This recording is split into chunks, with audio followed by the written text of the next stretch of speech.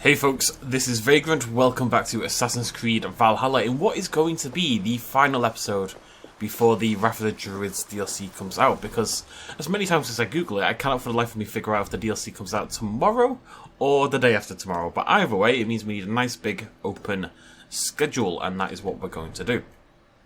So today might be a extra long video, lots of things to talk about, lots of things to get done, well, lots of map clearing to do. Just going to get the game to a state that I'm happy with, essentially, before before the DLC starts tomorrow, because I really don't want to come back to the main game after the DLC. I think it'll be nice to be done, so we need to get to a stage that we're happy with, so it might be a couple hours this video, we'll see how it goes. But I have many thoughts, both good and bad, it must be said. I do have positive thoughts. It's been a few days since the ending of the game. Technically we aren't quite done, we do need to finish off the order stuff, but I've been informed that I shouldn't expect that to course correct the game's disappointing ending and fix anything, so I'm not going to hold out much hope in that one. What happened here? Hello? What befell the driver? You are hereby invited to the Animal Bear Fighting Tournament. Bring your finest bears and compete for the title of Bear Master. Okay. You okay up there, buddy?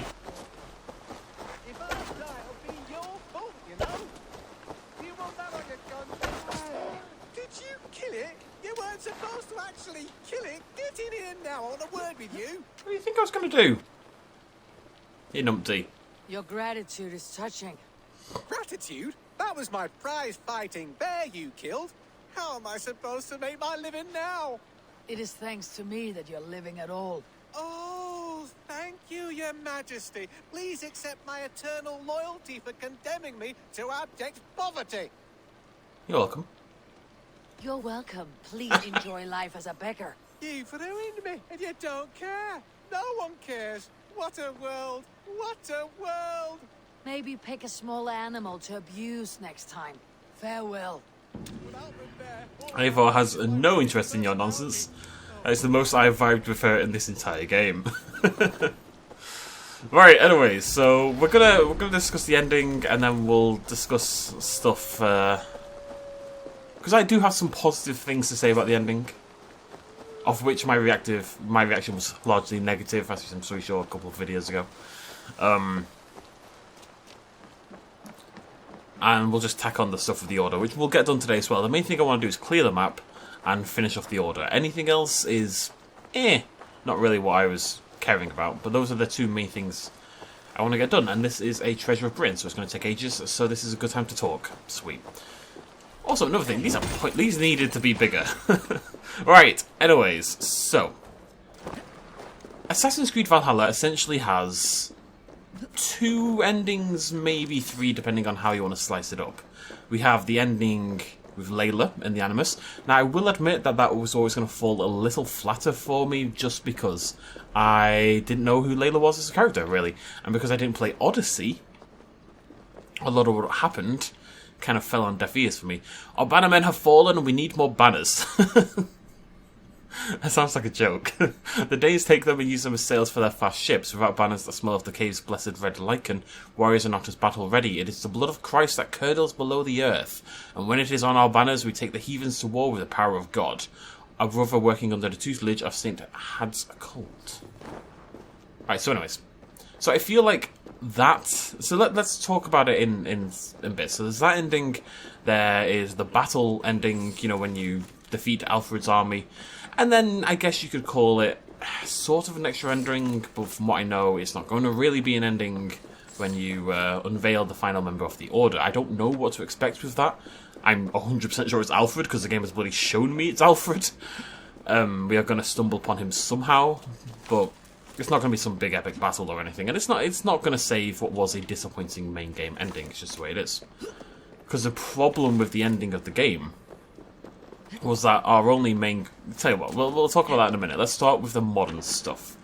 So I will say, as I said, I'll say it again, I think I would have liked the modern stuff more if I was already more inclined... What the hell am I going?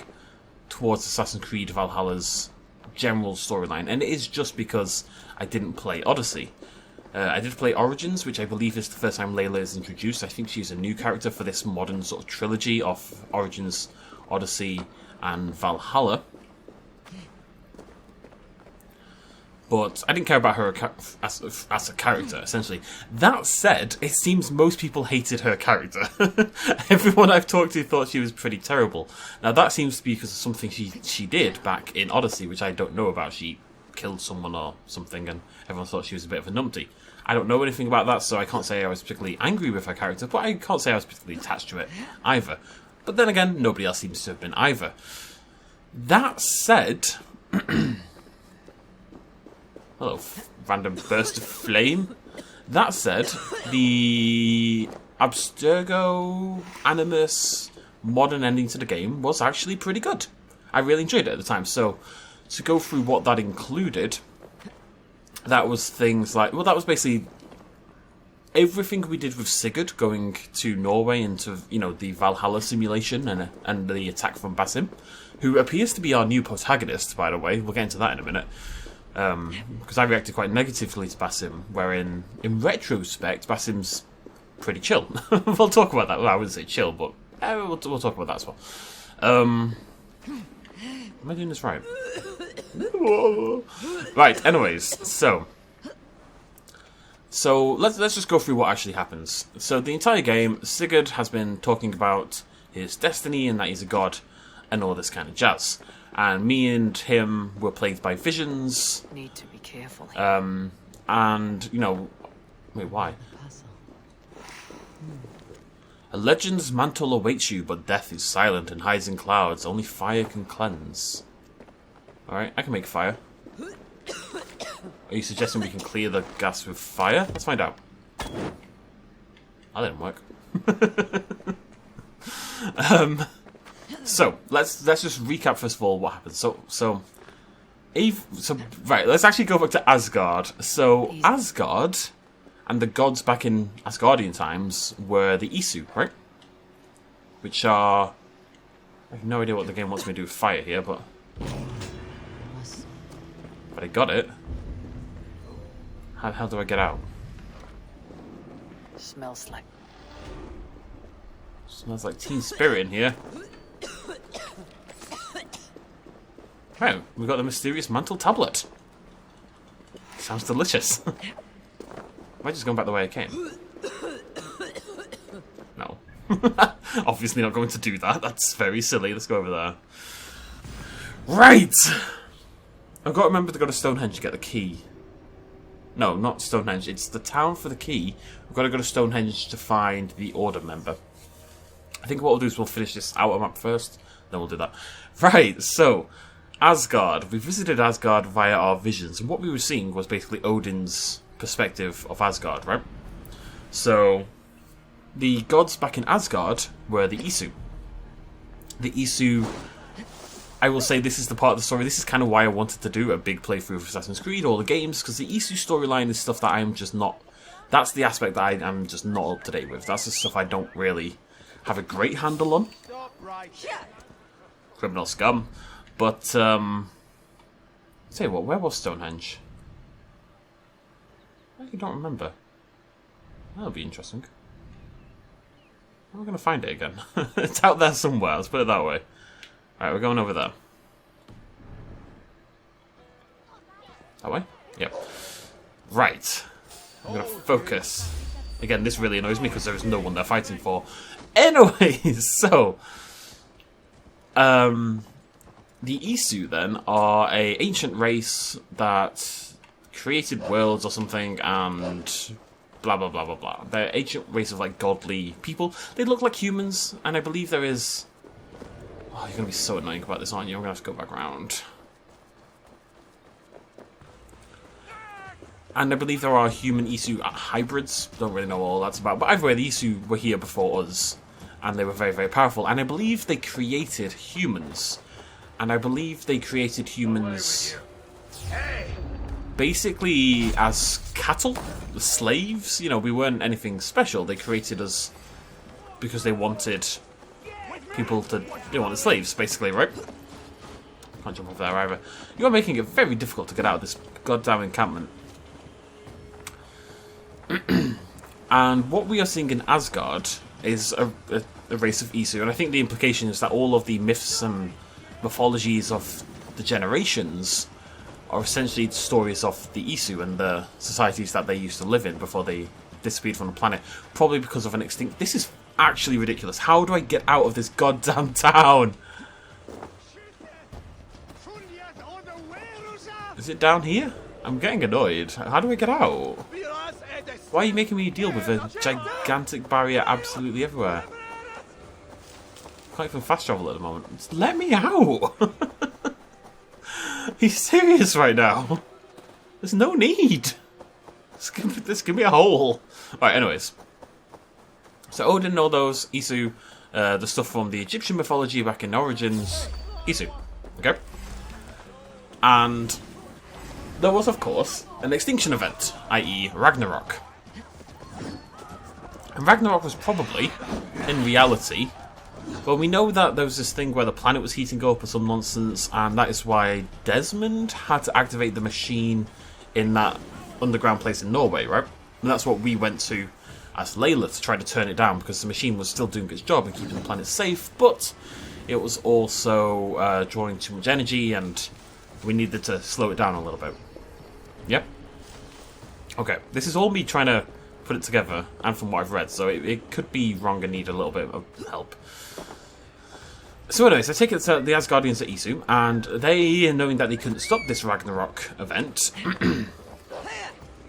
Odin and Loki and all of those, they decided to essentially put themselves, their consciousness, into little babies things. And that's kind of what the point of that video we saw last video. I didn't really think about that, but we watched that video, you know, the one that we put together from all the platforming puzzle jump thingamajiggies, and that video showed Odin and Loki and all of those getting into those machines. And I need a boat. I called the boys. I called the boys. So, show them all getting into the machines and transferring their subconsciousness into the... Why does my ship not look like my ship? Okay. Weird. Anyways. So I think the point is that the stuff we saw of Asgard was more like a simulation, or... I don't know, like a... We've seen the mythologized version, and the reality of Asgard and what Odin and Loki, etc., all looked like was what they looked like in that vision we got from the anomalies. So it was all high tech. They were wearing high tech suits, blah blah. I commented at the time that it seems odd to me that Odin is wandering around in like this high tech environment in this high tech suit thing. It doesn't look like Odin stuff, but that's because Odin never looked like he did in mythology, and the idea is that the Isu, i.e. Odin and the other Isu, always looked like they do in that video, wherein they're wearing very high-tech sort of jumpsuit things, and they're messing around with robotics and machinery, etc., etc., right?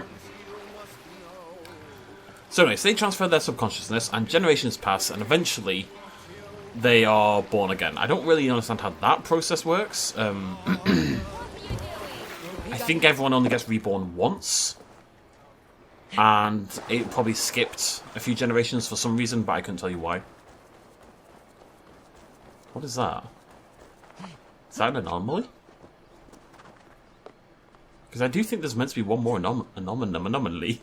Right, anyways. So Eivor's born, and she's Odin.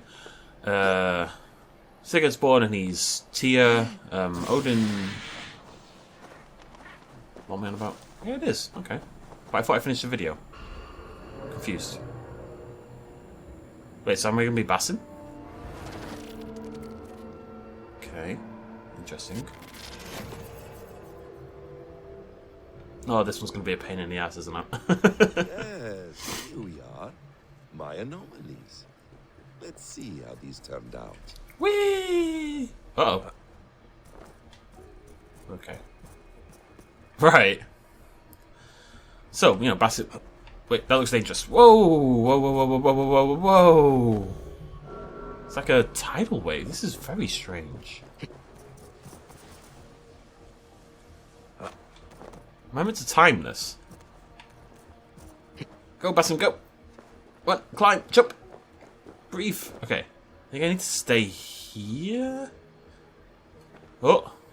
I think I'm safe here. Yeah. Alright, that's an interesting mechanic. I like that. Gotta be quick. Gotta go quick. Gotta go fast, as they say. Gotta fast. Gotta go fast. Gotta go fast. Okay, we should be okay. How far does that go up there? Moderately. I need a reference point, essentially. Whoops, Daisy. I'm gonna wait for it to pass again. Oh, really? I guess that makes sense.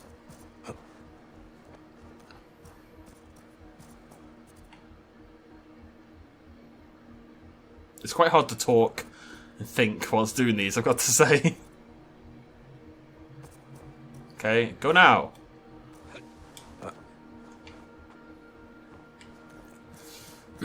Anyway, so they're all reborn.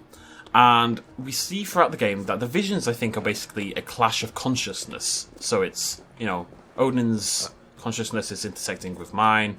A lot of Sigurd's problems in particular, I think, come from him seeing visions of himself as Tyr and, you know, the godliness associated with that, with being an Isu, which is obviously not true in reality, but it's what he believes to be true. Can I definitely not get up there? It feels crazy to me. I think that's the right way. There's no way this is the right way, because where the hell am I meant to go? I have to go back. Oh, careful. Oh, okay. So, they're born, and there's this two consciousnesses fighting for essentially possession of one single body. Eivor managed it better than the rest. Oh, that's a nifty little move in there. I don't think I've ever done that before.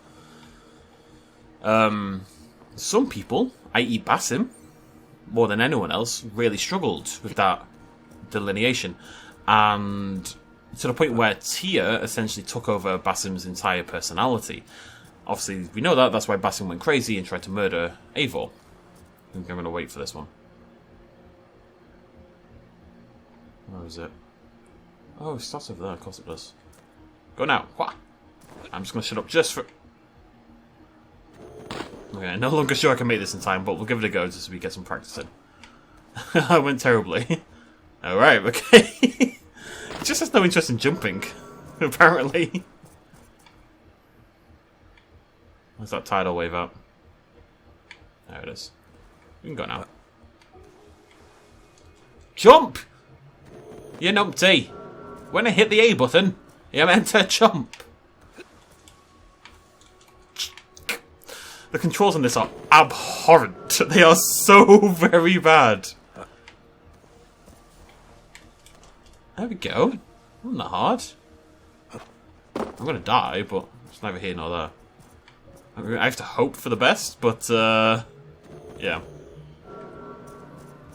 Maybe we can make it this time. This is really annoying. I have to wait again. Like, I would have nailed this ages ago. Like, I'm hitting A, I'm hitting directions, and I'm not hitting directions. I'm trying multiple things, and nothing works. Sometimes it decides to jump, sometimes it's like, no, fuck you. Gonna do what I want. Jump! What do you want from me?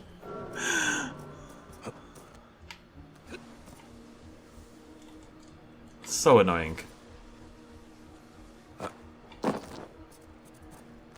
I'm not gonna make it.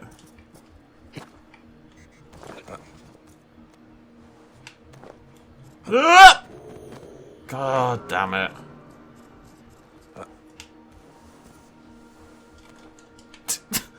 Fucking hate this game. Right, so whilst we're waiting, we can talk. So Basim clearly struggled. What? Now you jump. What are you doing? What are you doing? There we go, there we go. Right, really well timed. Go, go, go, go, go.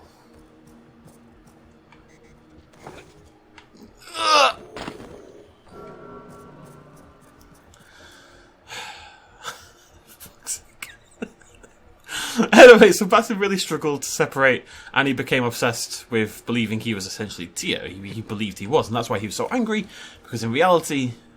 no, Loki even, sorry, not Tyr, Loki. And that's why he's so angry, because in reality, Odin essentially bound and chained and controlled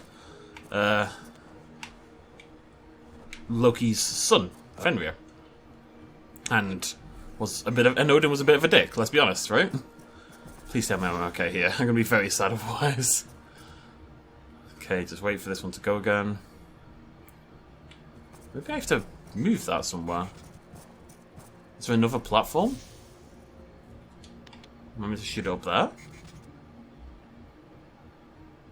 No, so what's the point in this? Unsure. Very unsure. Okay, odd. I clearly have to go down there somehow. Okay, yeah, I'm confused. Right, so what's the point in this? It's got to be used for something, because as far as I can tell, this is bad. We don't want it here. And it doesn't aim over there, so why does it exist? Unsure! Oh. Come on now. Oh, right. Got it. I understand.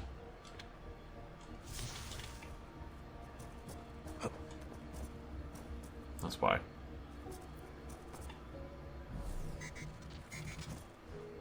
Well, that's well timed.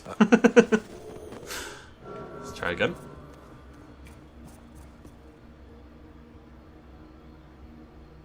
Come on, game.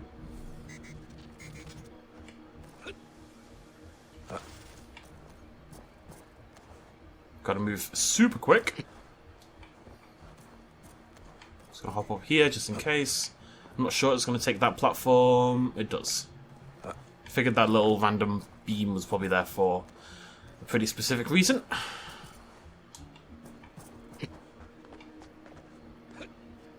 Anyways, moving on. Wait, am I meant to be here? Yeah, that's good. So Basim believing... I think initially Basim believed that Sigurd was Odin.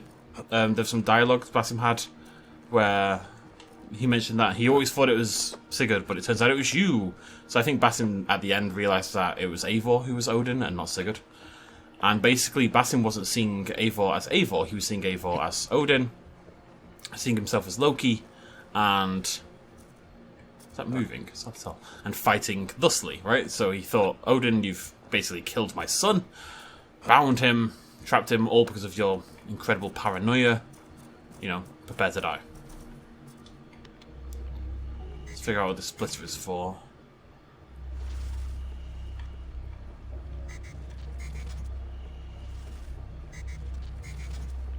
No idea. Oh, this is going to be such a pain. I can see the pain of what this is going to involve already. Alright, I clearly need to get up there first.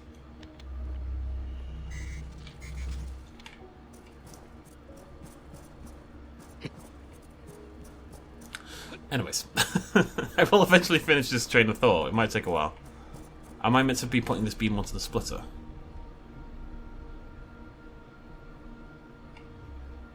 No. I don't know which one I'm meant to be stabilizing is the only problem. Like, which one couldn't I get? Is it that one, or is it that one? Or is it that one? I have no idea.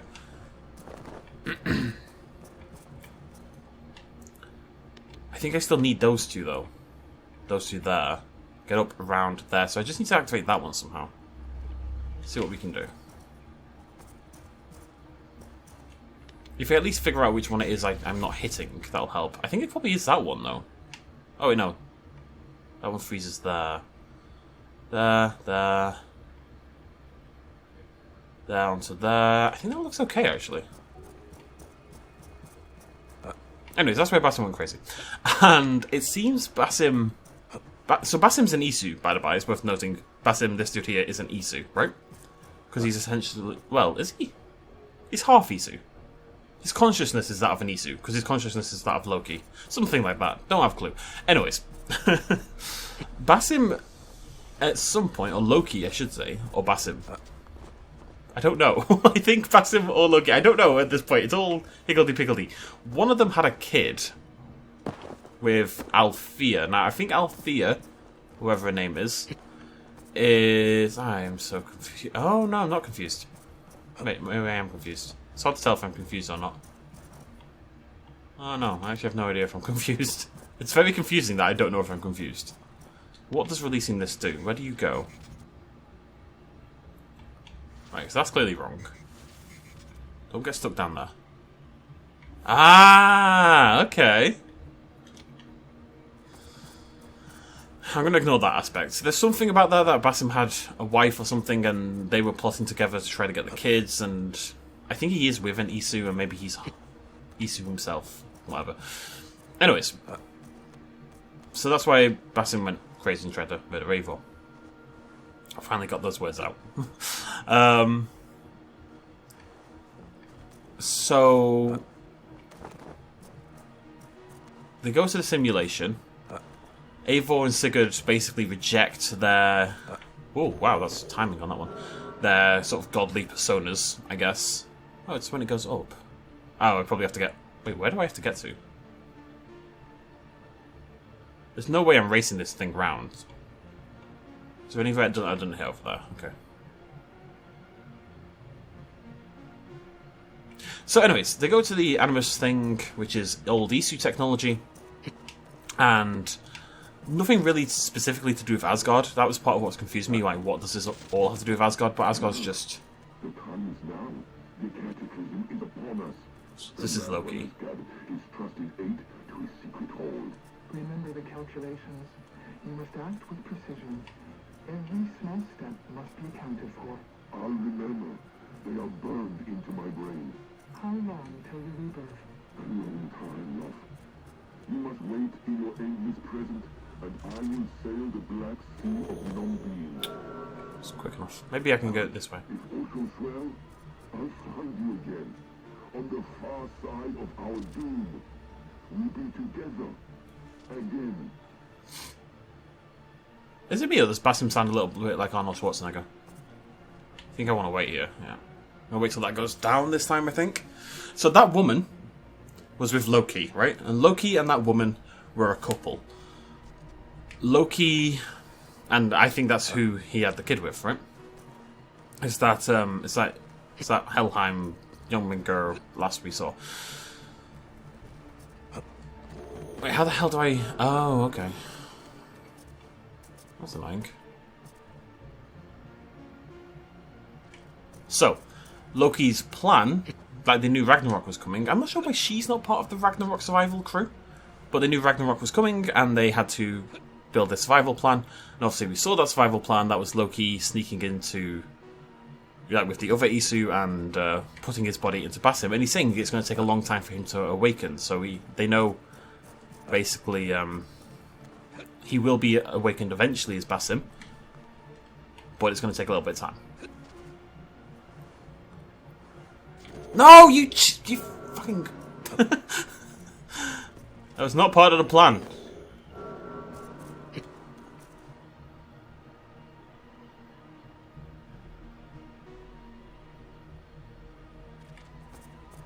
So, the plan was to be awakened later on as Basim. I don't know where she is. I don't know her role in this. Maybe she's still alive somehow. As an Isu somewhere. I don't really get that. But either way, that was the idea. No, stop it. Stop going around the corner. Whew. Either way, that was the plan.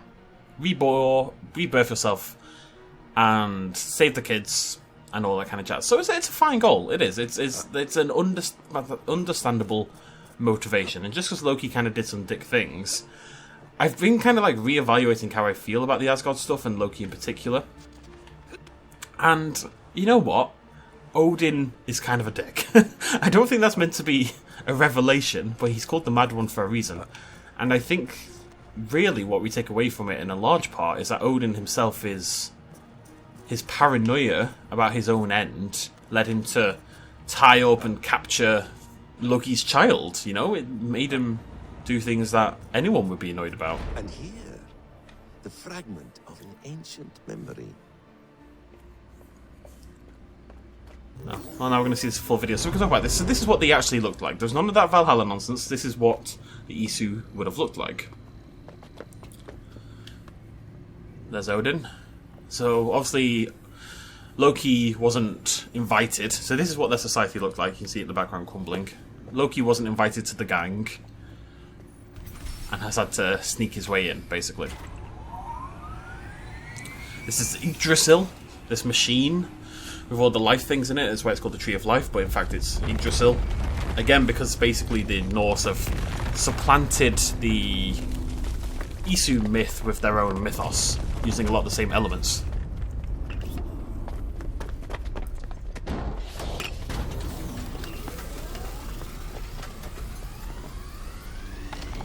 There's our bebes.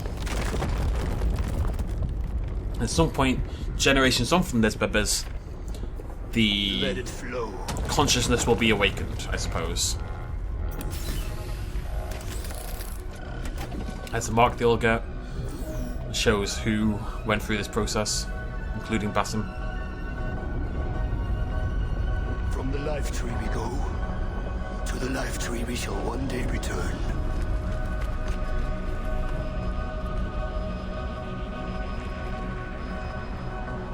I wonder what's going to get added to this video. None may follow. Loki least of all. Odin has a little pop at his brother.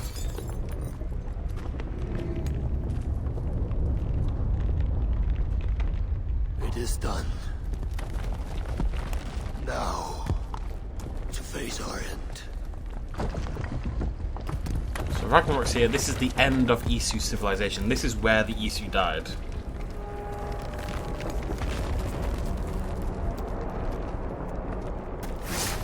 Loki kills the dude. Loki's kind of a dick, but also kind of understandably. It's kind of like 6 of one, half dozen of the other, really.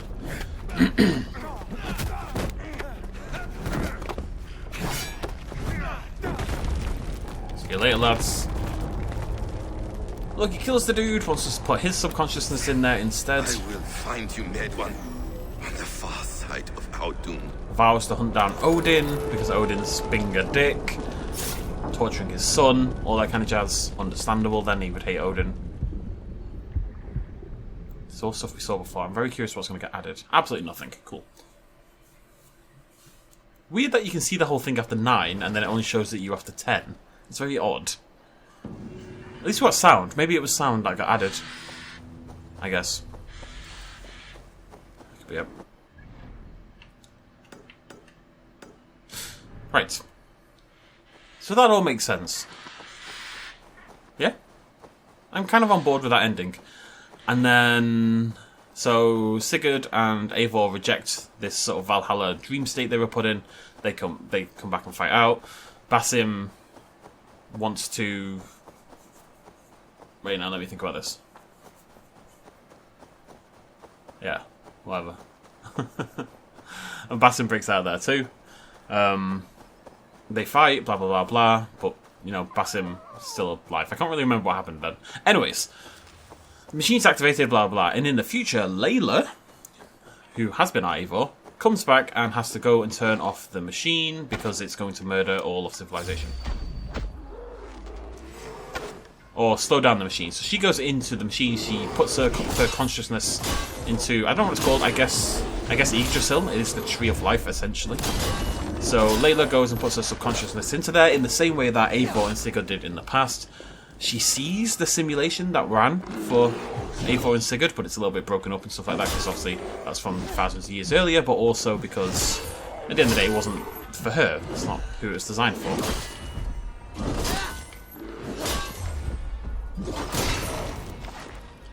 Cool. Right. So she hooks herself in to try and... Basically, the world is ending again. And she needs to turn off the machine. Slow down the machine. So she goes in and does that with the help of the Reader. Now, the Reader, I believe, you remember the glowing dude that we saw in that video? I believe the Reader is meant to be Desmond. And Desmond is essentially part of the Animus as well now. So Desmond and Layla are now part of the Animus. And whilst they have slowed down the machine, at the end of the day, I think they're essentially delaying the inevitable. And it's not a permanent solution. So Layla suggests to Desmond, who's been working on this problem already, that maybe the solution to humanity's destruction They were looking through alternate timelines. Now I think it's already been confirmed Assassin's Creed will never have a actual alternate timeline in play, but they were looking through all the alternate timelines, I think, to find the solution to their problem. I think I didn't really have a clear indication on why they were doing that, why they were looking through all those different timelines when the game is still only going to be in this timeline. That didn't really make sense to me. So let's assume they were looking through the timelines because they were searching for the fix to the current problem. If any of you know an alternate reason, please do let me know, because that I wasn't sure on. So Layla decides her body's going to die because, you know, the staff is gone because Basim took it. Ah, right, yeah, that's what I mean. So Basim has been hooked up to the machine for a very, very long time. I need to heal. Well, I will if you let me, Eivor.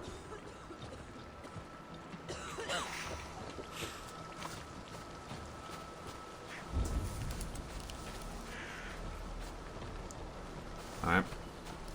Right, so yeah, Basim hooked himself up to the machine back when Eivor and Sigurd did. Oh, remember, Eivor kind of plugged Basim in, essentially, and kind of left him to die there. Or at least she thought she was leaving him to die there, right? I wonder if I can get that from here. Yeah. Good. The land breathes. Cool. Right, so Basim, Eivor, Sigurd, they all pop off and have their event. And then, oh my god, this one first. And then Eivor kind of defeats Basim and hooks him up to the machine. And he stays there for thousands of years until modern times when Layla goes down to the machine. And Basim's been waiting there. Remember, Basim was inside the Animus thingy. I'm just going to call it the Animus. Basim was inside the Animus, inside the Grey, when Layla went there. They talked and sort of discussed things. And it seemed that he chilled out a little bit. Anyways, Layla believed that she was protected because she had the Staff of Eden in her possession, or it was like in the area, but of course Basim had been waiting. He unhooked himself and the machine had been keeping him alive, and then he grabbed the Staff. I think it's called the Staff of Eden or the Staff of something. Anyway, he grabbed the staff. It's called something else, it's not Staff of Eden. Anyway, he grabbed the staff and it kind of regenerated him. You saw he was very old and he got much younger and healthier and kind of came back to his the form we see him in the game now.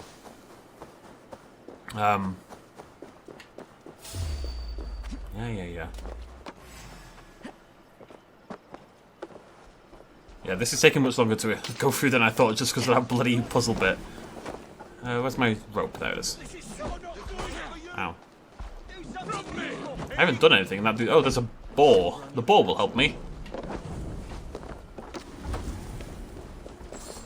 Right. So now Basim has transplanted himself, I think probably still with memories of Loki, considering they were talking about that and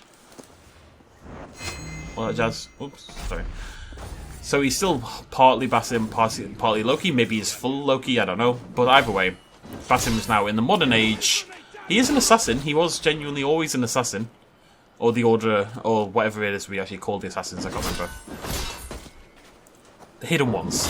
He's a Hidden One still, right? And that's why he goes to Sean and that lass, because, they're his group, and he wants to meet the head of this order that he was part of himself thousands of years ago.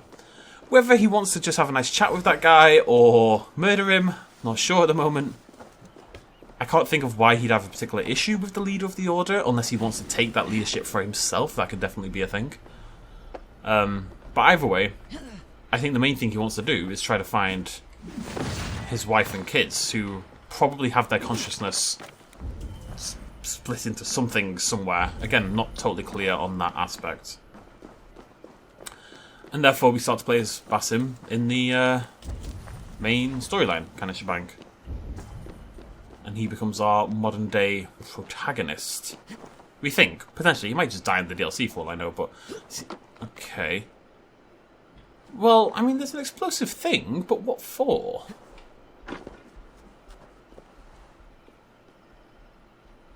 I have no idea. Is it because I can't see? Straight. Showing Sunan. I don't see a anything that would require an explosive anywhere. But the barrels aren't there by accident, you know.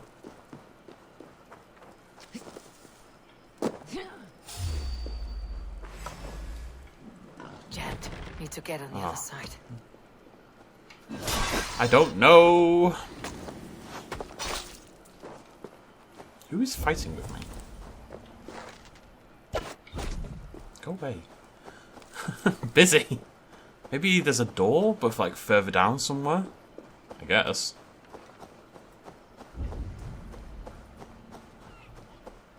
I love it.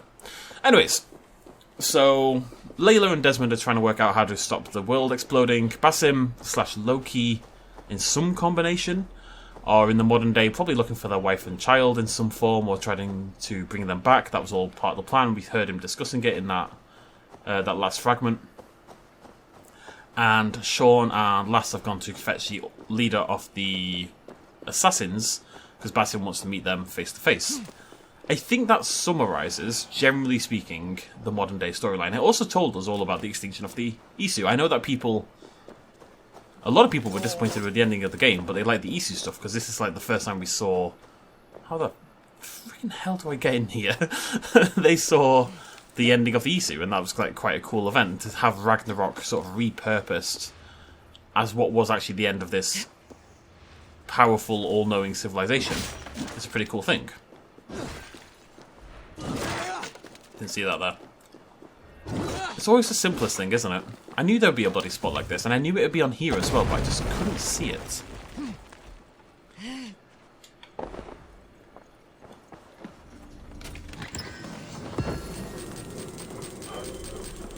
There should be a door. No. This is going to be a long-ass video. Prepare yourselves. Right, so that sums up that storyline. I'm sure there's some little niggles here and there that I'm not quite nailing, but I think that sums up the modern-day stuff and, like, puts where we are. And it is worth mentioning, although Basim tried to kill us as Eivor, he believed at the time that Eivor was Odin, and he was being plagued by these visions. Well, not necessarily plagued, but he was seeing these visions, and as far as he knew, Eivor was Odin. They were one and the same, so it kind of makes sense that he would try to kill her. I kind of understand, because although Loki tricked us and kind of played us around a lot back in the Asgardian version, at the end of the day, Odin's a massive dick, and treated Loki really, really badly, and Loki was, at the end of the day, actually just trying to protect his family more than anything else, which is fairly understandable. So I've grown to like Basim a lot over the last few days, just thinking about that Basim is... He's not perfect, he's a trickster, and he tried to kill us, amongst other things, but he's an actually interesting, sort of flawed protagonist, which I don't think Layla was interesting. I don't think Eivor is particularly interesting. I like Eivor, but she's not interesting. She's just very, you know, everyone likes Eivor, basically. Like, I can't imagine not liking her, but I don't think she's particularly exciting at the same time. Mainly because she isn't flawed enough, in my opinion. Basim, and hopefully the assassin we end up taking control of as Basim in the next game, if that indeed is what happens, and indeed in the DLC, we will be Basim for the DLC. That's going to be interesting, because surely there's people who are going to play the DLC that haven't done the main storyline. You know what I mean? Why can't any of these be easy? I know I'm in the final zone, so everything's got to be a pain in the ass, but it means I have to think, and I can't think and talk at the same time. Alright, it's probably down there. Let's get some air. And down we go. Okay. So yeah, I've grown to like... I quite like the Isu ending that we got. The modern day ending, I think, is interesting stuff. I don't really have any problems with it, if I'm honest. Like, I think I would care about it even more if I'd played the other games. And I'm very curious as to... Like, if you are one of those people who's played, say, Odyssey and all the other games, I'd be very curious to hear what your thoughts on it were. Like, how much did you guys enjoy it? I have heard people say, I mentioned it in my video, people said the ending to this game is really good, and I was like blown away and couldn't really understand that because the ending to the game sucks. But if you think of the ending as that ending of the modern day stuff, then the ending is actually pretty cool. The problem is that's not where the game ends, and this takes me onto the other storyline, i.e. the this stuff here. And that ending sucked. It did. It was really, really bad. It just was. I'm not going to mince words about it. And it's not necessarily because... So I kind of had a little rant about sacrificing historical accuracy for gameplay in the last video. I don't think you necessarily even have to do that. My problem is we did this big thing we'd been aiming for the entire game. The uniting of England, right? England are united under a Viking king. All the Viking tribes are our allies. You know, England has been claimed. It's a big moment. It's something we've been fighting for 100 hours. And the game tells us it's happened in a pop-up text box. It is incredible. And it's insulting and lazy and just a bad idea. But you know why it is the way it is? It's because the game isn't finished. We know for a fact from, like, history that Eivor is going to die. Oh, we know, well, not from history, but from the modern day storyline, I should say, that Eivor is going to die in Vinland, i.e., America, because that's where we are. I think we're in California or something. Wait, no, California's West Coast. Is California West Coast? I don't know where America. I don't know anything about America. The point is, we're in North America in the modern day storyline, and that's where Eivor's corpse is, right? So we know Eivor at some point is going to die in North America. We also know several other things that I'm not going to necessarily spoil here, but the Vikings did try to take Ireland and they did try to take France, and that's what the next two DLCs are. And I know that the next Assassin's Creed game has been delayed, and they're actually going to bring out a third DLC, which, if I had to guess, involves going to Vinland. We won't hear about that for a while, I suspect. Probably not till next year, actually. Anyways, so the point is, the modern storyline had a nice, satisfying ending, because it's probably done. I imagine the Ireland and France DLCs will not feature much, if any, reference to the modern day stuff. They might solidify Basim as a protagonist. Oh, they might bring in a little bit, but the point is, that has had a satisfying conclusion already. We saw the end of the Isu, we know what happens with Layla and Desmond, and it's set up nicely for the next game, with Basim probably taking a central role, or at the very least set up for the DLC. That's fine, I have no problems with that. The problem comes from the other stuff. So, because Eivor's storyline isn't over, and because at the end of the day England's storyline isn't over, and the game does want to be historically accurate, so, like, I know the history for this section, I'm not going to spoil it here. Maybe I'll give a spoiler warning? I'm going to give a spoiler warning. So what is going to happen at some point, and this, again, spoilers probably for future events of this game, is that basically Alfred will at some point come back and take England once again. And the Vikings get driven out. Right? You knew the Vikings get driven out because that's what happens. And Alfred will become the king, a proper king, once again for England. That is going to happen at some point in the future. So that's kind of written in stone, so the game doesn't really want to, I guess, play with historical accuracy. And I'm sure the battle where Alfred did get, beaten out was the one we saw in this game. It was the one in that little crappy town, and that's... Oh, hello. So many of you all of a sudden. So again, I can see why the game did that. I'm okay with the final battle, not necessarily... I kind of overreacted to that aspect. I'm okay with the final battle not being some big bombastic affair, because in reality that's not what happened. And I'm okay with the game going for historical accuracy in that case. That isn't actually a problem. Where is... I need to find Stonehenge. I don't have a bloody clue where it would be. I mean, we went there, but I don't know if it's even going to be on the map. That concerns me. I'm concerned. This is my concerned face. Hurrg.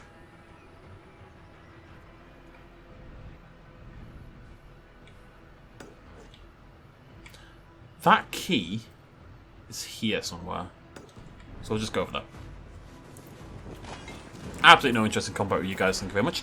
So the game ended historically accurate. Okay?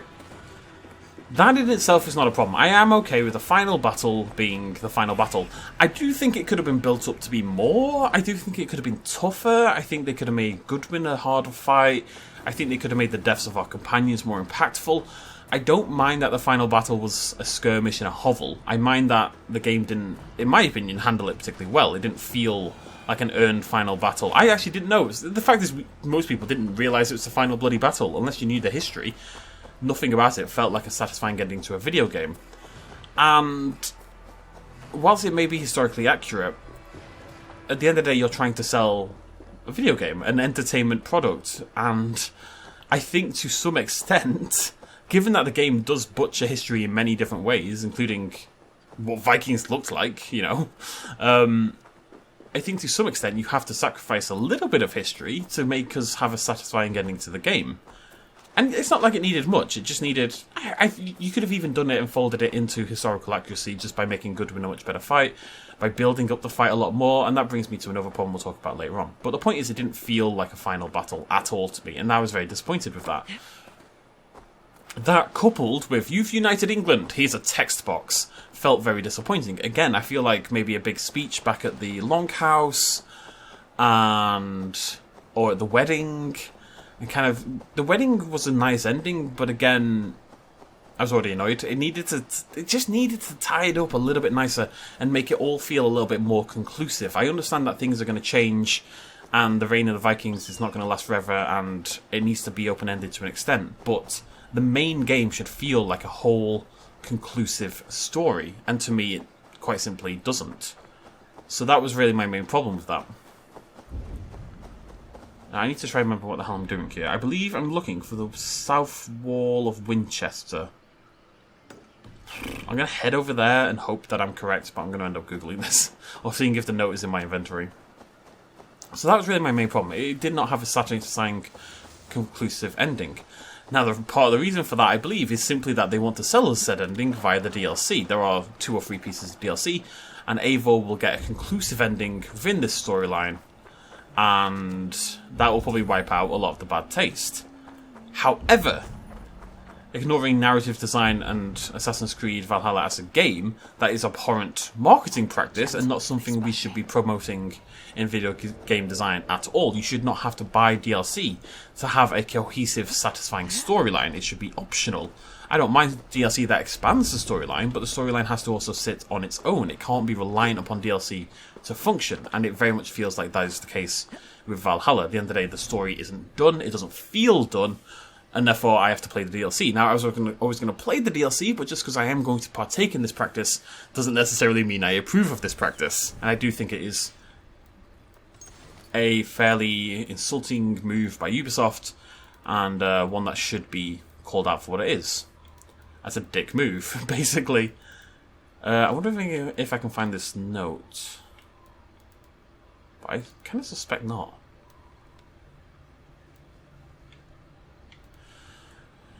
I'm going to be Googling here, so... Because I can't remember what this note says.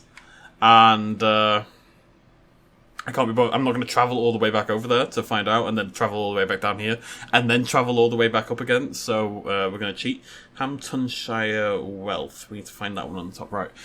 So that annoyed me a lot, and it doesn't really matter what happens at this point with the Order of the Ancients. The main storyline and what we were aiming for has wrapped up.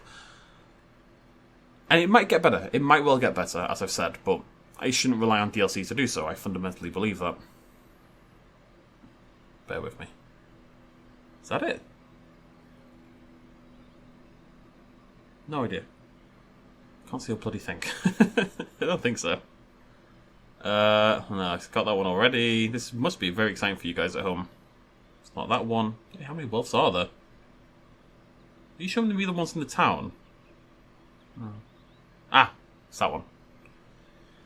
The farmhouse being surrounded by bandits. The chest is inside the house. You need a key to unlock it. Therefore, ignore the house. Travel about 30 meters southwest into the woods.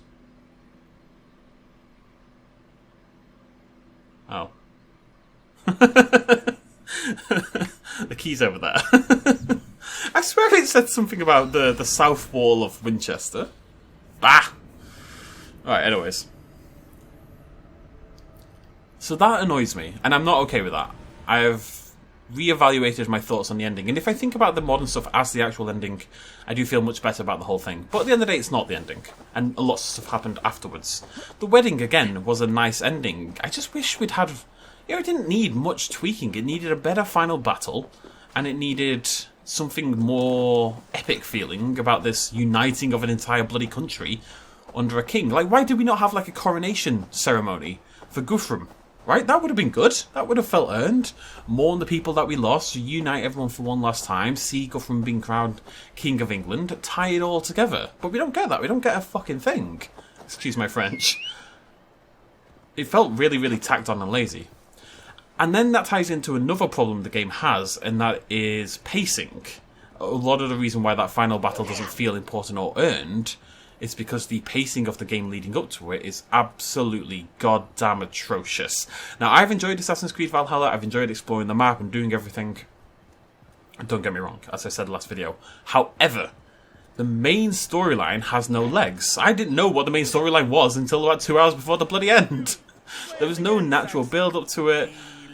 It's things like Fulke was such a good... Fulke, for a time, was a good antagonist, and then you defeat Fulke, and then you go off and you celebrate Halloween or Gunnar's betrothal and stuff like that. There's no pacing, there's no follow-through, there's no anything. It's basically take out Fulke, spend 40 hours doing random bullshit, and then you can go defeat Alfred, who is hyped up for like 1 or 2 hours.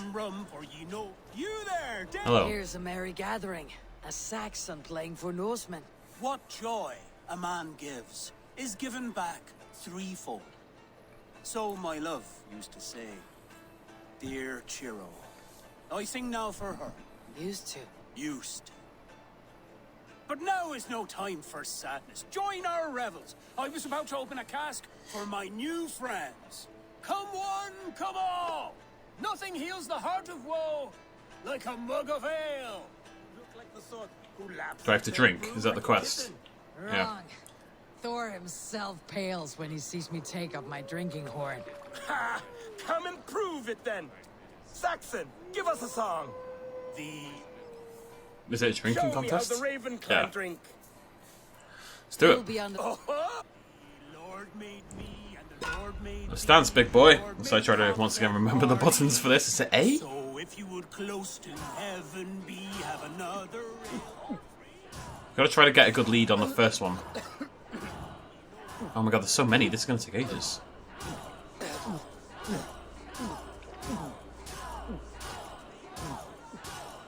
Staggering already. Do I actually have to do this 5 times? Oh no, once. I feel the cold fingers spreading through me. Oh. This is poisoned ale. Feels like Jormungandr is Oh, he died. in my stomach.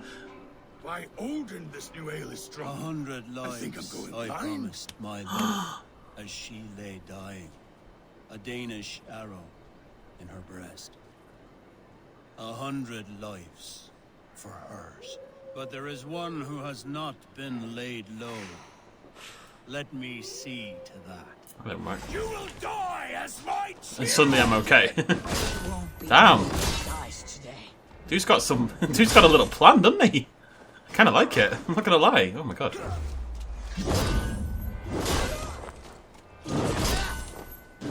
murderer! Eivor! Death to all Danes! He's got a health bar on him as well. Second, I am more than your equal. Yeah, because my combat's not been affected in any way, Eivor. I don't think you can claim much advantage. Wait, you. Lord his prey with music, then poison them like a spider. Grief sick or no, the world is better without him in it. That was pretty cool. So anyways, yes, my problem with the story is twofold, in that the rest of the game simply doesn't have a follow-through story. There's no good central antagonist. Alfred, I don't know if he's meant to feel like an antagonist. I suspect not in reality, but at the end of the day he doesn't. And in his absence, absolutely nobody takes up the mantle. You know, there's no good final boss. The final boss is essentially Goodwin, who we've met like once, and just seems like a big softie who loves his king. You know, there's no threat, there's no build-up, there's nothing to the story. It's non-existent, essentially. It's really badly written. Really, really disappointingly written. And I also don't think Eivor is a particularly good protagonist. I think she's quite boring. Sorry, Eivor stands out there, I know you exist. So, apparently I'm meant to go this way. I'm looking for like a burned house somewhere. Is that Stonehenge?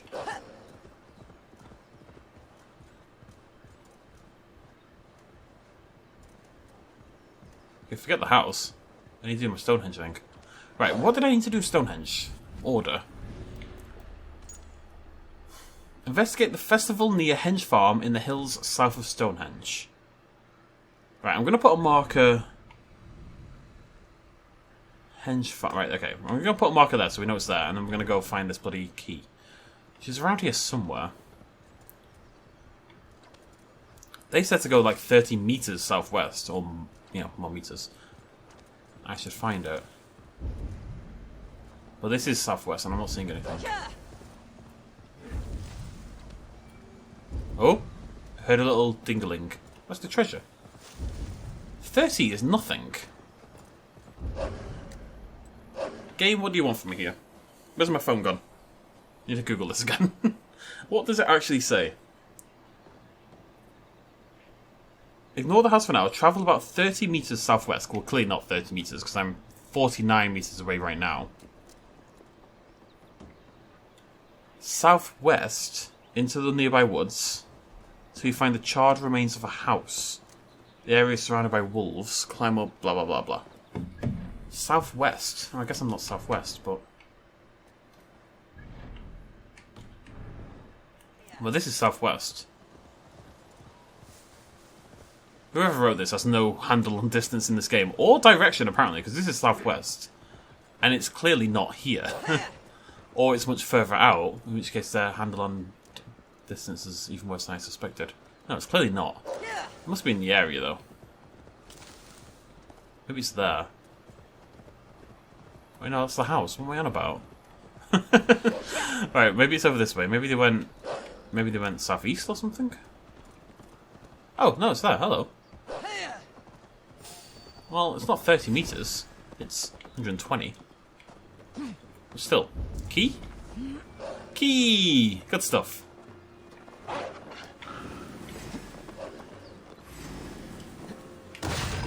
Oh. I've been rused.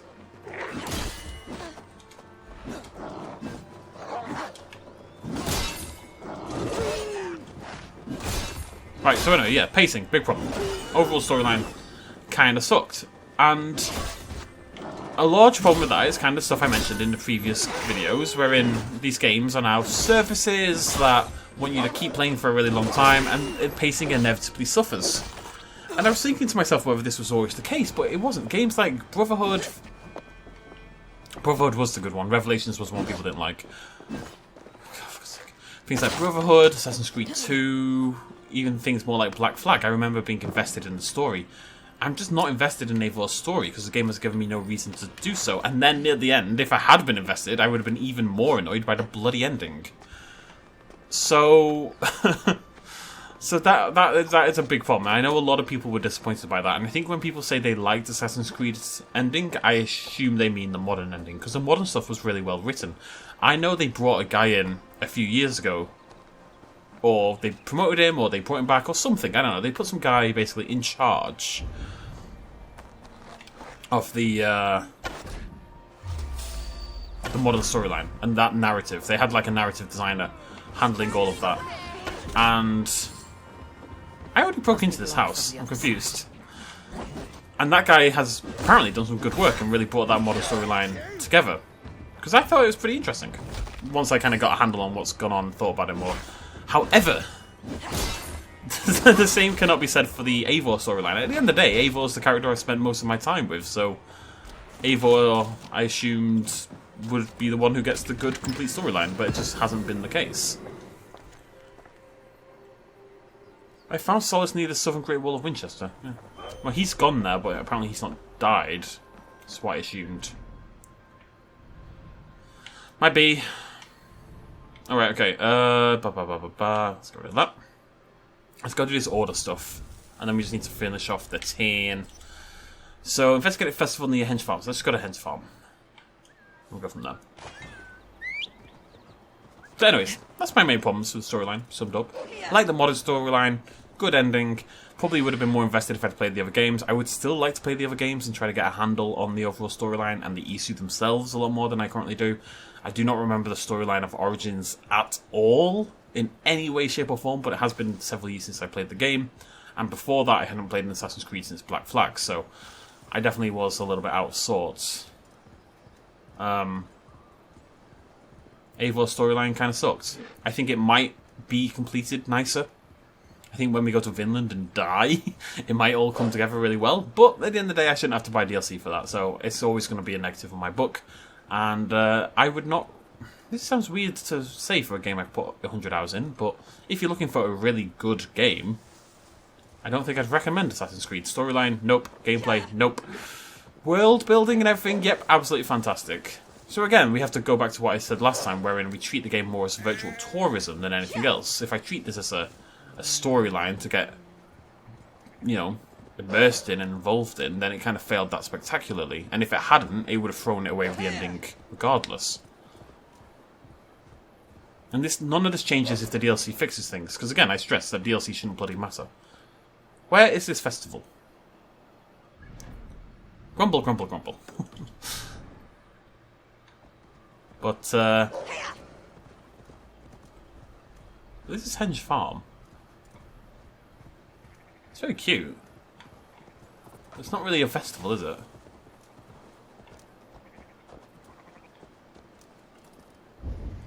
Oh wait, can't I track clues? Am I being silly? No. Investigate the festival near Henge Farm.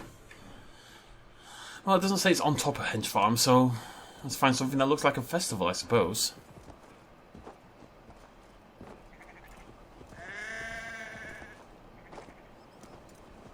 I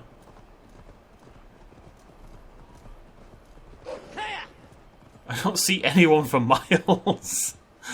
Oh, God.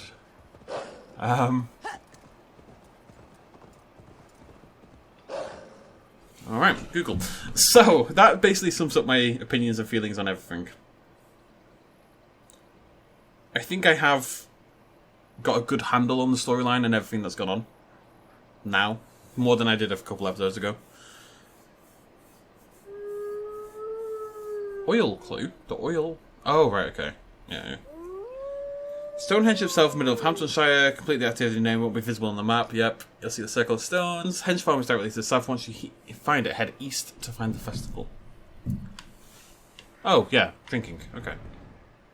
I really should have seen that symbol and thought, alcohol, festival, makes a lot of sense.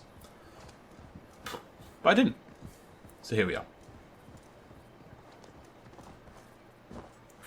There's some bunting. Cool. I was expecting like a bigger affair for some reason, I suppose. Okay, so we're just looking for a little item we can look at. We need a clue. Come raise a cup and lose some silk. Is that a bottomless stomach I see? Drink faster than me, you win the purse. Sorry about that. It says investigate. I don't think that I don't think the drinking has anything to do with it. But I don't know. Maybe it does. Maybe I should be drinking. Generally speaking. No, I don't think so. Because I remember we had one of these. It's got to be down here somewhere. We had one of these in the past, where we did actually have to. Oh, sir. We had one of these in the past where we did have to join in the drinking game to pass it, but it actually said that's what we had to do. Search the pig farm at Redingham Abbey. Now, we've been there before. I remember the abbey. It's up here in the northeast, I believe. Yes, sir. To the pig farm.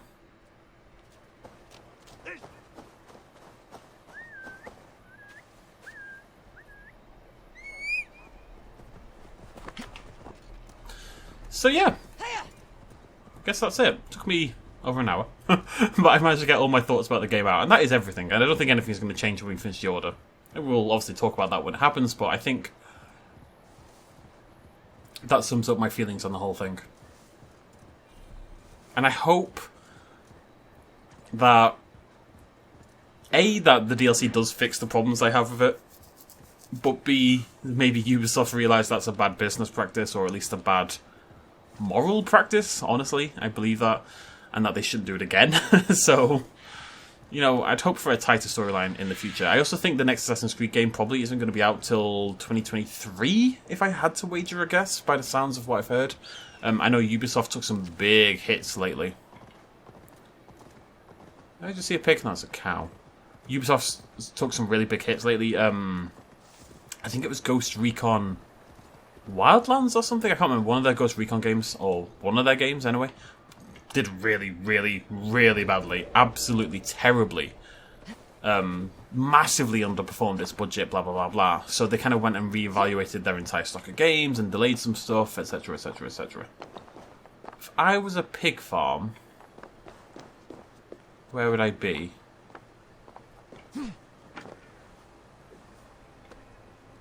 Probably not over there, probably down here.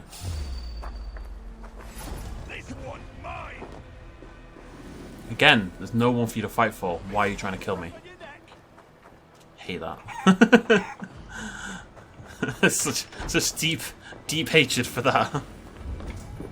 Why is there a clue in a pig farm? As a follow-up question, by the by. Is it down there? There's something glowing down there. Oh, this is the pig farm. Oh, right. Okay. At least we found it.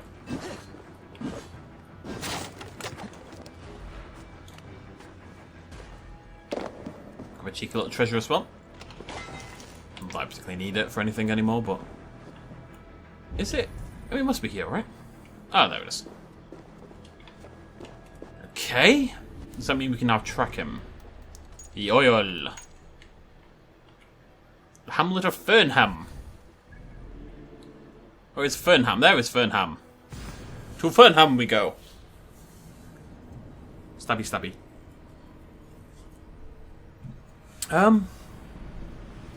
Oh, sweet, you finished Hamptonshire. I didn't even realise. It's nicely done. Oh, I have to do fishing and stuff. Oh, do I care? Oh, I do care. Oh, that's so sad. I do. I can't help it. I care. We'll just do a long-ass video.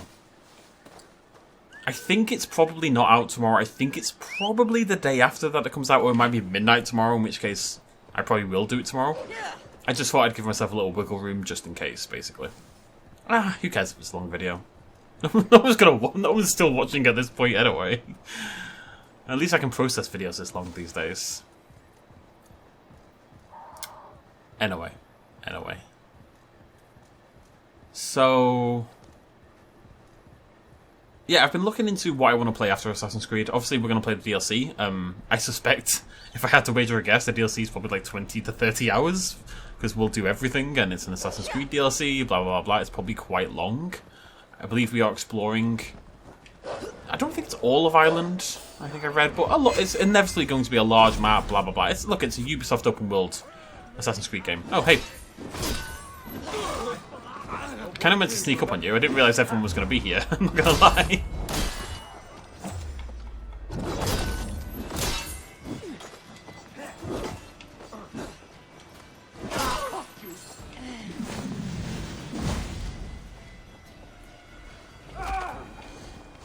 Okay.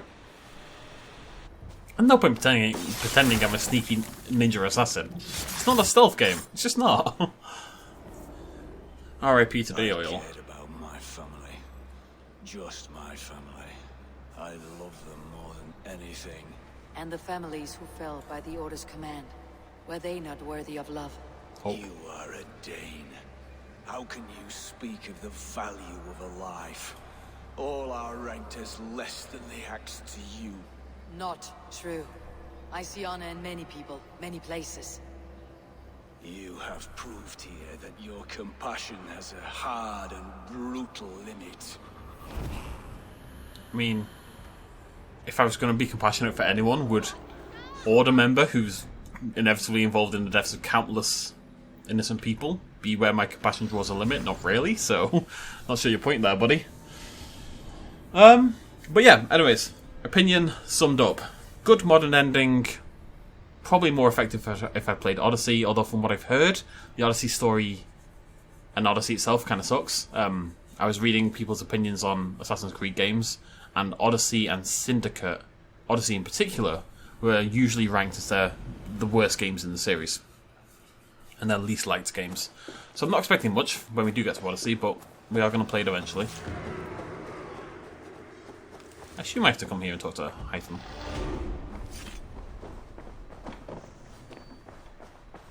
It would be easier if he was here.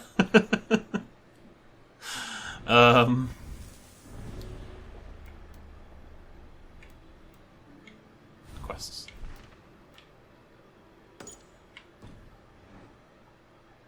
Hytham, buddy. Okay, no idea where he is. Let's meditate. Can't meditate here. Cool. Why can't I meditate? What's going on? Where is he? I can't do the bloody mission!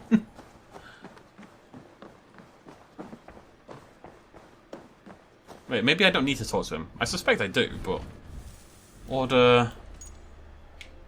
It says to continue the story, yeah.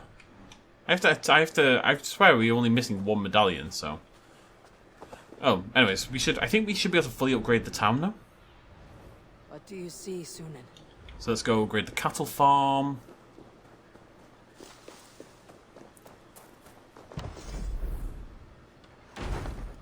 Great.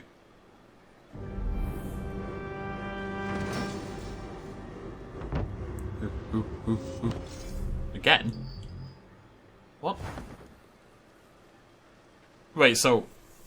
How am I ever going to get more supplies? Do I have to go loot chests at a monastery or something? I don't want to do that. Show me. I haven't even upgraded this completely. I need so many more supplies. But I always hated the supplies. They were always... Oh, for God's sake. Why can't I meditate? Why does nothing work? Oh, where? Delight to see you, Eivor. Shut up. Hytham! Where are you? Oh. Maybe he's back in the big building. Otherwise I don't know what to do next. I'm genuinely confused. Hey there, how are you? Oh. Something for you. A message. Quite strange. Why can you not just be where you always are? Something for me. What is it? A letter requesting your presence in the southwest, a village called Athelney. Nothing strange about a summons for me, is there? It is not the recipient I find strange. It is the sender. The letter is signed a poor fellow soldier of Christ. Ah, a mysterious partner. For a short time, I hoped it might be Basim feeding us the names of these targets. He seemed the most likely man, for a time. Only one way to discover the truth. Thank you, Hytham. I'll take care of this. Oh. Look well today, Eivor. Thanks. So... Down here, southwest. There? There. Poor fellow soldier of Christ is one who's been feeding us information about targets for all of the ancients throughout the game. Again, this is another aspect that I feel was kind of underexplored. And again, that is partially a problem because A, a lot of the order stuff was very early in the game. But B, because we had all these other things that happened that again had nothing to do with anything. If the game had honed in its focus on the order. Now the problem of course with that is that Eivor is actually not an assassin. Which is ridiculous, it's an Assassin's Creed bloody game, but technically Eivor is not a member of the assassins, or the hidden ones, whatever you want to call them. Which is stupid, but it's true. She's straight up not an assassin.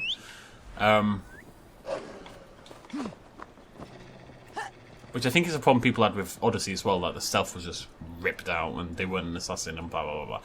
Anyways. It hasn't been a focus, you know. Assassin's Creed has always been about the Templars versus the Assassins. That is like a core tenet on what the entire season of games... Season wasn't the word I wanted there, so we have to continue somehow. The entire series of games has been built upon that core tenet. And I guess it's okay to move away from that, but at some point, if you keep moving away from the things that make your game, are you still part of the same series? Like, the only thing that this game has in common with the first few Assassin's Creeds is that you can think of it, you know, it's got nice environments that you can climb around. That's it, really. That's all that's left. A lot of it is gone.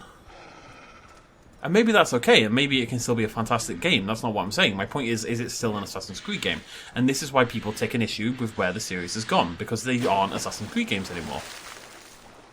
Like, why can we not just get a new series called Virtual Tourist Stabber or something like that, instead of losing out on the actual Assassin's Creed games? Now, and it's never going to happen again, because at the end of the day, Valhalla has sold exceptionally well. Valhalla was a big hit for Ubisoft. So the next Assassin's Creed is obviously going to follow the same formula. So, yeah, I don't know. Alright, let's see what happens here. Oh, hello, teleporting ghost man.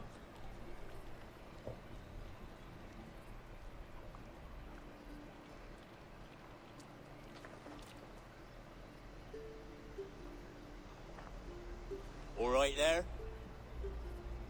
Yes. Hello. I do not mean to intrude, but I'm looking for someone. And who would that be then? I do not know exactly. Well, that'd be why you ain't found him. But you're free to pass the time just here if you like. Thank you.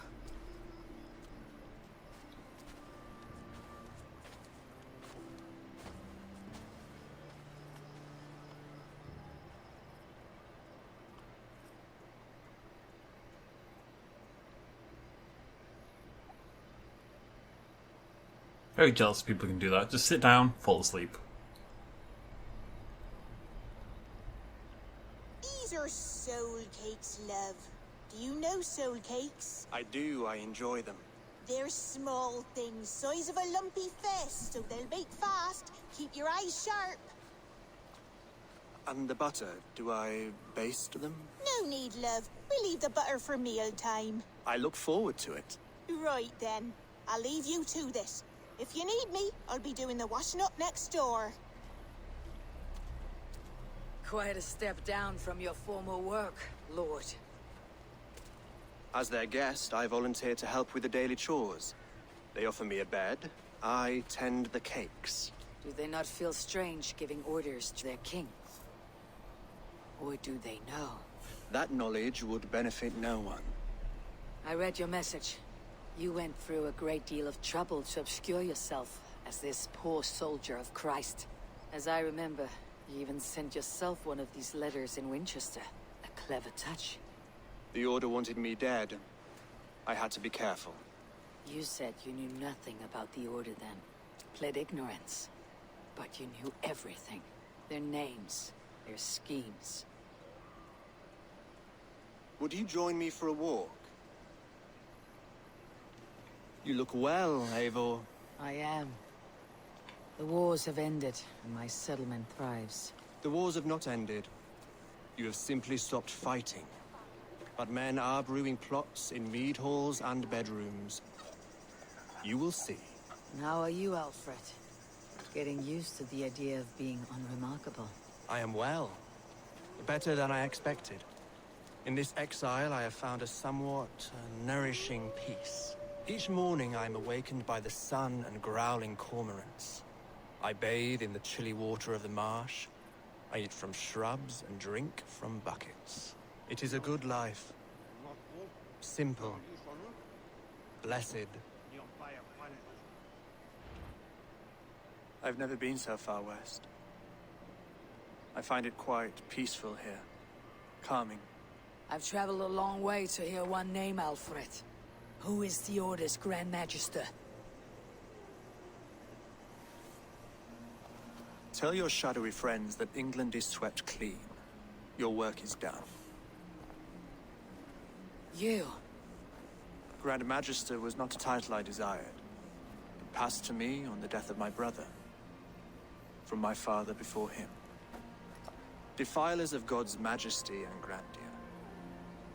I was their master, and I loathed them. With Goodwin, I set a plan in motion to destroy the Order from within. But my troubles with the Danes delayed that plan. But your trouble with this Dane is what led to their demise. You are Norse, are you not? You have a good ear. I owe you my thanks, Eivor. For that, I give you this. The key to my study. The that you may better understand the good you have done. With the Order all but destroyed, you have made room for a greater idea. One to take its place. A universal divine order, inspired by God for the betterment of man. With a poor fellow soldier at its head. You have saved England, whether or not that was your intent.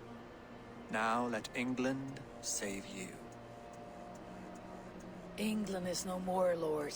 You're the last of her kings, and yet you have no kingdom. Look around you. God's works are wondrous. They cannot be ignored, nor resisted. In time, all those who accept God will flourish, and all those who defy him will fall away.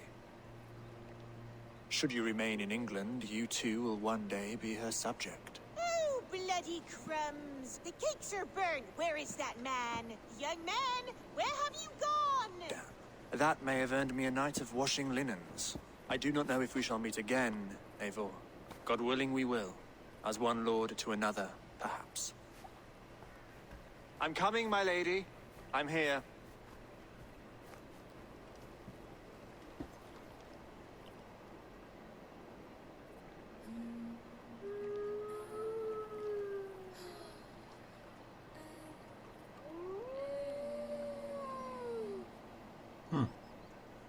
Alfred gave me a key to unlock his study.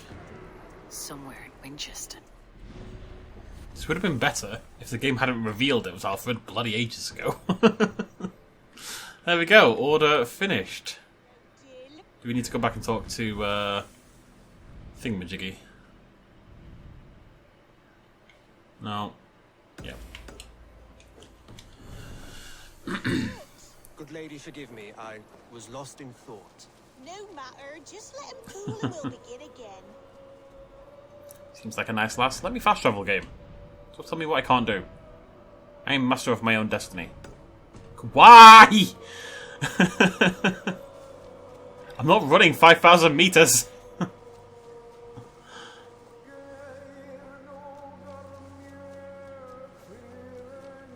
Maybe I am. Music's nice.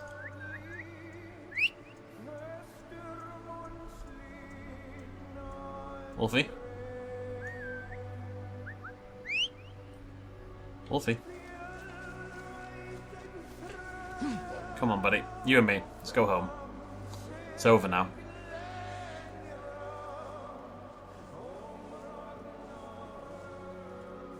Pretty sure the game is restricting my fast travel so that I can listen to the music and revel in the majesty of what just happened. Which is terrible, terrible, terrible game design, but hey ho, what are you gonna do? Music's cool. Can I really not fast travel? Are you really just gonna restrict me until the song's over, in all likelihood? Just ridiculous game design, honestly.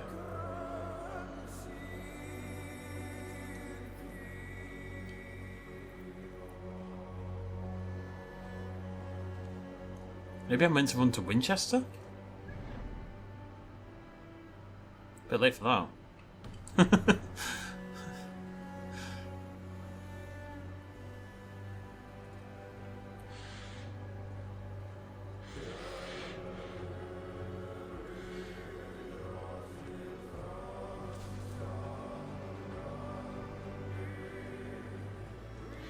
Oh, for God's sake. I strongly suspect that's what I was meant to do.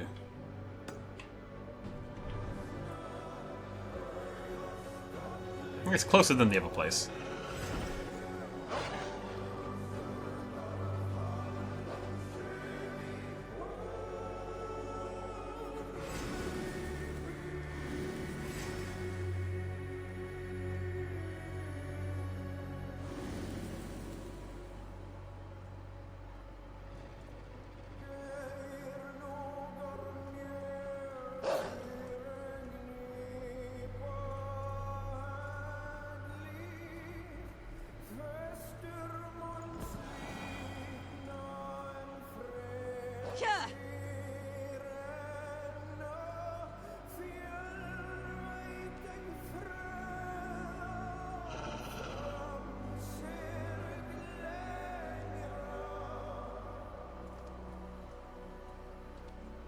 Okay. It's enough of letting the moment speak for itself. So, Alfred was we kind of figured out a long time ago he's the leader of the Order, but he was working against it from within. There's a really interesting dichotomy there that I don't think the game is exploring nearly enough as it should, in that whilst we're not an assassin, we have been working to further the Hidden One's agenda by destroying the Order, right? And yet at the same time... God's sake. It's such bad game design. At the same time, we were trying to take England from this man who was also trying to work for the same goal. So we were both working on the same task. Because that task... Well, I fucking would if I could, Eivor! Sorry. So we had the same goals in that we want to destroy the Order because we think they're insidious and doing terrible things to people. But on the other hand, we're also wrestling for control over this country. That's actually a really interesting story. This idea that we want the same things in one aspect, but on the other aspects we are diametrically opposed and trying to kill each other, essentially. And like with everything else in the game, it just feels underexplored. I think that could have been a really interesting story angle to take, but I suspect we're not going to hear any more of it. I don't mind that we didn't kill Alfred. I'm a little... I don't know. I think Eivor's killed for a lot less than that, but at the end of the day, Alfred can't die. You know, he's part of the storyline. He's part of the real history, so we know he can't die. But that's okay. I'm okay with how that Order's ending. I think that was quite a nice ending, what we just had just then. I think that was if you crashed. Well, the game crashed on me, and when I loaded in, I was able to fast travel, so we're going to go talk to Hytham. Bizarro. It's been crashing a lot lately. I'm not really sure why. We're just buckling under the weight of 100 plus hours of gameplay, potentially. 100 plus hours, madness.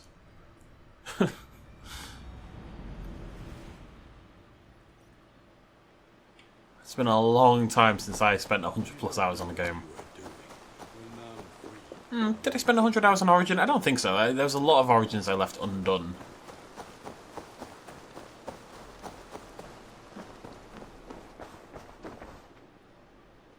Here you are, Hytham. The last of the Order's sigils. You'll find King Alfred's among them. King Alfred? Did our poor fellow soldier lead you to his hiding place? He did, for they were one and the same. Our poor fellow soldier of Christ was the Grand Magister of the Order of the Ancients. He turned on his own order.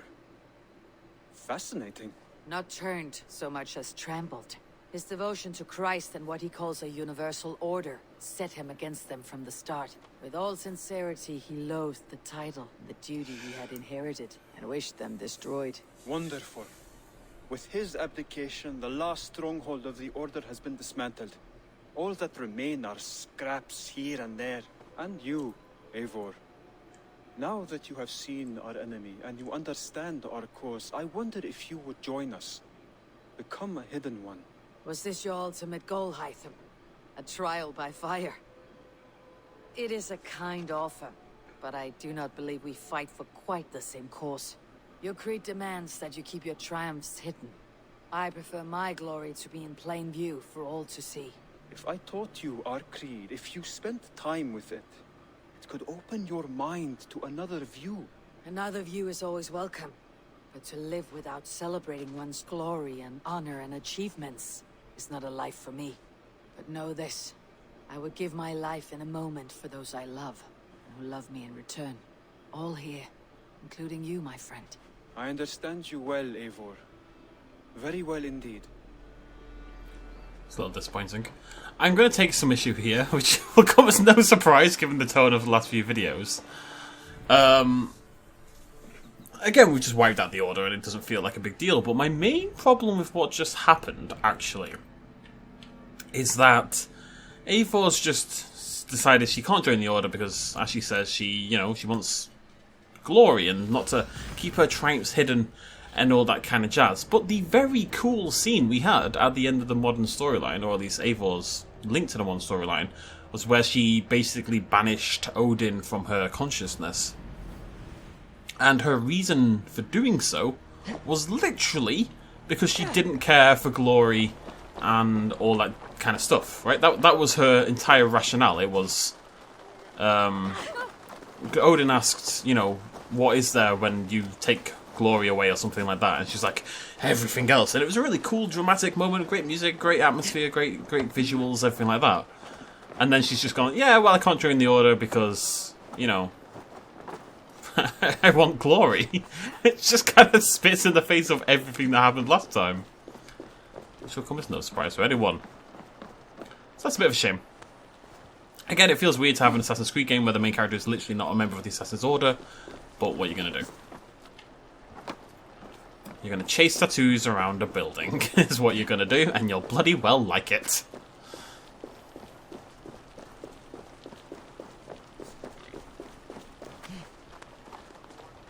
A little bit iffy on that one. I can never tell if I'm sprinting or not. Like, I genuinely don't know. Do I not have to press the button again, or... I have no idea. This one's pretty easy so far. If you could stay like that, that would be great. Thanks. Come. I was terrified that I'd missed that just then. It was very, very close. Alright, we'll head over to that tunnel. Sorry, love. I'll keep the rat busy. Yeah. No. Things to do, my friend. Things to do.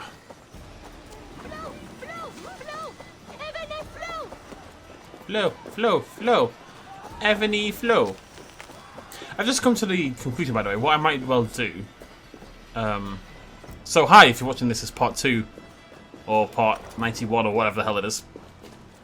I said I was going to keep this as one big video, because I wanted to get it all uploaded today, basically, but I don't have to do that. What I can do is just split it in two and upload both videos in one day. I think that's what I'm more likely to do. I don't want to do one massive video that's like 3 hours long, but two that are an hour and a half long is a bit more, you know, stomachable. But I do need to upload them all on the same day, so that's what I'll do instead. That's a better idea. Don't know why I didn't think of that initially. I just have a nice order going, you know, it's Valhalla, Pokemon Snap, and it makes like a nice pretty pattern. Oof, Eivor! Girl, you are playing with fire! So nearly dived headfirst into whatever the hell that was, like a coffin or something.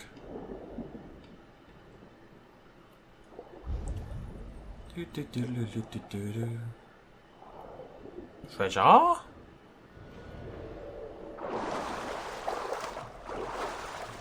Cool.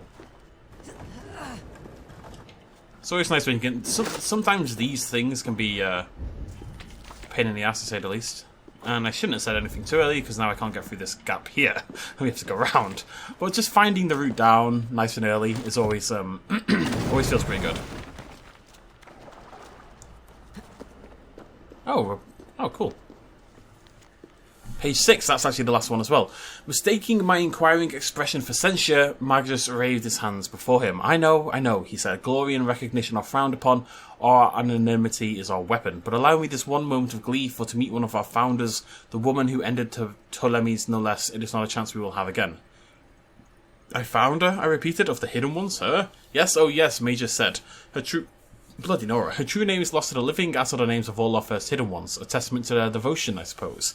But a woman this coloured and stained by history cannot live invisible in her own time. She has seen the blood of Caesar, the tears of Cleopatra, and the wrath of Imperator Augustus no less. Majors leaned in closer that only I, amid the drifting bees and butterflies, would hear. She would kill me for speaking her name, but I'll say it. Amunet, they called her a long time ago. So, were these guys established back in Origins? And today, for a moment, she lived not in memory, but in flesh. As for the rest, they are gone, and happier for it, I think.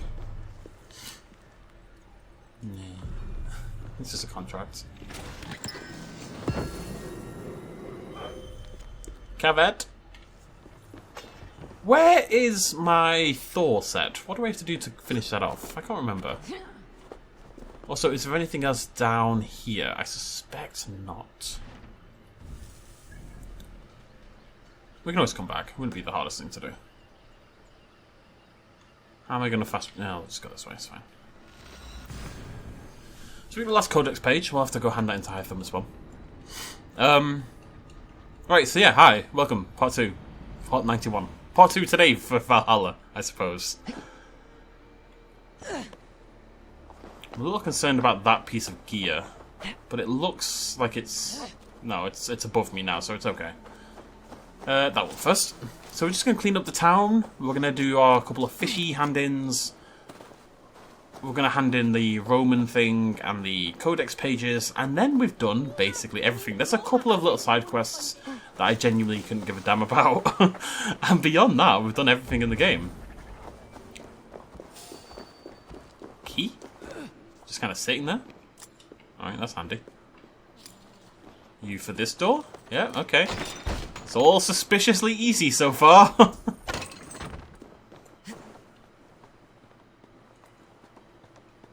I've got one more floor. Need some arrows. Just realised. Do I have to move? Yep, there it is. Why is there a snake in here? It's a church. Because the church is full of snakes. It's also worth pointing out, by the way, that what we just witnessed wasn't just Alfred essentially destroying the Order of the Ancients, but also creating the Templars. Now, I actually remarked a long time ago in this series that, I say we just saw that, you probably saw that last video now that I think about it, but I remarked a long time ago that I always associated the Templars, i.e. the Order of the Ancients, because I believe they were essentially one and the same, because again, that was like the core tenet of the game, blah blah blah. You inside here? Yeah. Assassins vs. Templars. Oh, you've been here? No.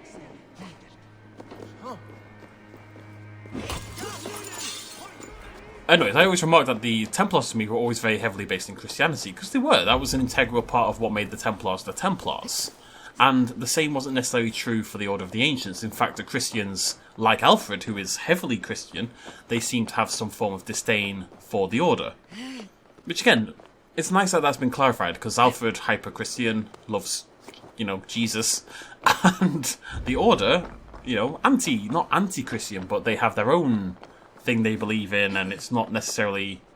They worship like the Isu, right, basically? Who I always thought of as benevolent, but that's not really the case. Either way, I try to say Abi now. How am I going to get in here? From above? Probably from above. Maybe from above? Not through there, though. Not through there. Not through there. Not through there. Probably can't fit through. Okay, let's have a look in the actual room. Might have to come from below. Do I see an entrance spot anywhere? Not really. Not on the ground, at least. Which would suggest we don't come in from below. It would suggest we come in from above. But I don't see... How do you get in this bloody room? I'm not seeing it at all. Also, I have no arrows left, which is a terrible mistake on my part. Aha! As soon as I shot that chest, I got a little suspicious. Yeah, I need arrows. There's so much you can't do in this game if you don't have arrows. We'll find some somewhere. It's fine. Okay, so let's go back inside. Try to find this loot.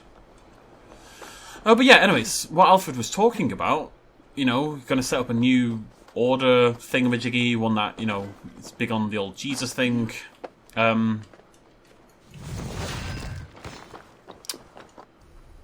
This is why I need arrows. I don't have to do things like that. Click buttons and such. Like a troglodyte. This is very close. Where is it? Below me?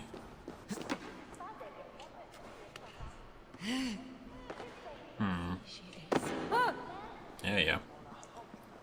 Okay, so how do I get in this little room here? Let's find out. Just trash the church. Front door? No. Why are all your doors just so... Ah! Ah! That means the key probably isn't for this, but probably for the other one. Damn it. I need arrows! I can't live like this! Like a bloody... Alright, whatever. Chuck that in for good measure, I suppose.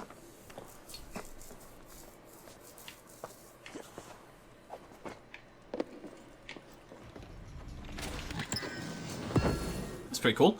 I can feel eyes looking at me from the shadows. I know someone is trying to kill me and lay hands on the treasure. To ensure my safety, I've hidden all the keys. All the keys. All of them in places I'm only aware of. If I die, the secret of the keys dies with me as well. How many keys are there? Game, no. Don't do this to me. Well, I'm not down for this life. Alright, well, I'm going to head over there anyway. It'd be good to know where it is. And I'll see if I can spot any keys along the way. Which, right now, I cannot.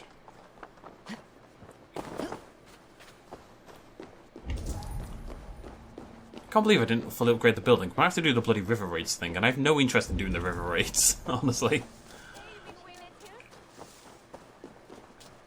Anyhoozle. So anyways, Alfred, what he was doing there, talking about that, was founding the Templars, basically. The Templars, as I would then know them in the original Assassin's Creed, where they were a hyper-religious, hyper-Christian sect. And of course, that's what the Templars were throughout history. And when Assassin's Creed started, the focus was definitely on the Templars as a militant form of Christianity. Again, because that's what they were in reality. Over time, it became less about Christianity and more about the Isu and secret culty stuff and blah, blah, blah, blah. But this is pretty cool. It's kind of nice to see where it all started. And the Order, of course, didn't really become the Templars. So it's more like, it's not Assassins versus Templars. It's Assassins, i.e. hidden ones, against anyone who's a bit of a dick, basically. Be that Templars or Order. I really don't want to bother killing you people.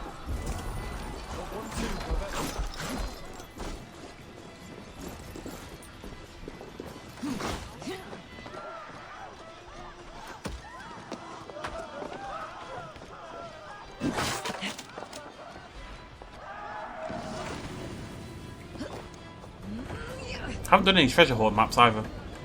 Now that I think about it. There's got to be a reason for this. Got to be something I can shoot. There it is.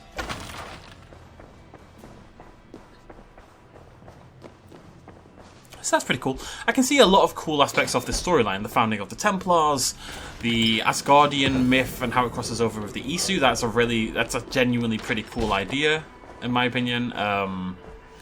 There's a lot of good stuff. Unfortunately, basically none of it has anything to do with Eivor, and I think that is really where a lot of my problems with the storyline in this game come from. Is that it's not Eivor. It just doesn't feel like Eivor's storyline. It feels like... Well, it doesn't feel like Eivor herself is important. It feels like all this other stuff is much more important. Which, when Eivor is your central protagonist, that feels a little bit disappointing. Part of me is quite excited to go back and play the older games, which definitely didn't have any of this in mind when they were designed, but to sort of reevaluate them, knowing what we know now about the future context. And really the main thing for me is definitely to get a grasp on the modern storyline and the Isu and the Apple of Eden and all of that kind of nonsense, basically. So, yeah, that's pretty cool. I like that. I'm trying to say here that it's not all bad. There are good elements of story to Assassin's Creed Valhalla. There really are. I just feel like a lot of it got lost upon the rocks of modern game design and corporate hand-holding and game design by a committee rather than passionate, necessary game design. You know what I mean? There's good ideas, they're just buried under a lot of nonsense. So the idea was, as I mentioned at the very start, to do a super long episode to kind of neaten everything up and finish most of the things we wanted to do before the DLC hit. And then I recorded for 3.5 hours, which is probably pushing it a little bit. So instead of one super long video, we're instead going to do 2 super long videos. Instead of one super long video, we're going to do 2 super long videos. So they're both about an hour and 45 minutes. Just cleaning up the map. Next video we get a couple of the mystical, mythical, legendary weapons, some very cool stuff like Mjolnir, and yeah, the next episode will be today. So I'm sure I'll talk about that at some point in the video, but there you go. Anyways, caught up.